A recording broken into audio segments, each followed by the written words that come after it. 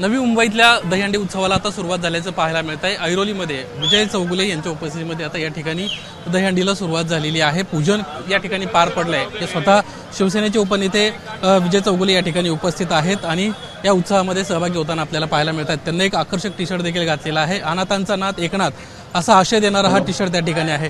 आपण त्यांच्याशी बातचीत देखील करणार आहोत। या ठिकाणी या उत्सवाला सुरुवात होते।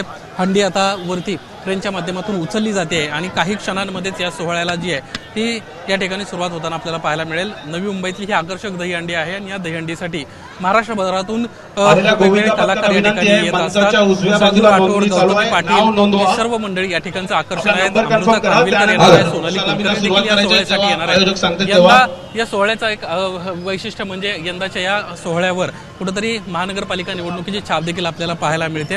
आपण थेट विजय चौगुलेंशी बातचीत करणार आहोत। आकर्षक टी शर्ट तुम्ही घातलाय, अनाथांचा नाथ एकनाथ लिहिलं त्या। अनाथाचा नाथच आहे, एकनाथ अनाथांचा नाथ आहे आणि आम्ही त्यांचा आदर करतो आणि त्या हिशोबाने दरवर्षी आमचा असंच टी शर्ट असतो। पालिकेची संपूर्णपणे छाप पाहायला मिळते निवडणुकीच्या अख्ख्या दहीहंडी उत्सवावर।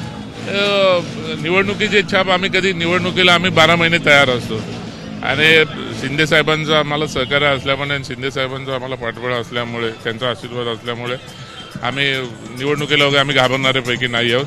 निवडणुकी या चालूच असते, सतत निवडणुकीमध्ये आम्ही समोर जात असतो। किती संख्येची हंडी फोडणार आहे निवडणुकीला तुम्ही? आता समजेलच, घोडा मैदान लांब नाही। नवी मुंबई महानगरपालिकेकडे लक्ष आहे संपूर्ण महाराष्ट्र।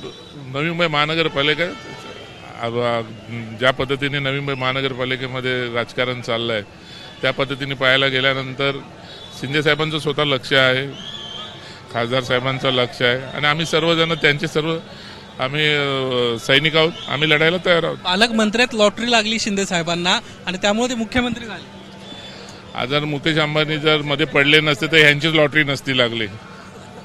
आपण पाहतोय आपल्यासोबत विजय चौगुले बातचीत करत होते। मुकेश अंबानी याच्यामध्ये जर पडले नसते तर यांची 100% लॉटरी लागली नसती, अशा पद्धतीची प्रतिक्रिया त्यांना एबीपी माझाशी बोलताना दिली आहे। कॅमेरामन अनिल पवारसह निलेश बुधावले, एबीपी माझा, मुंबई। एबीपी माझा, उघडा डोळे बघा नीट।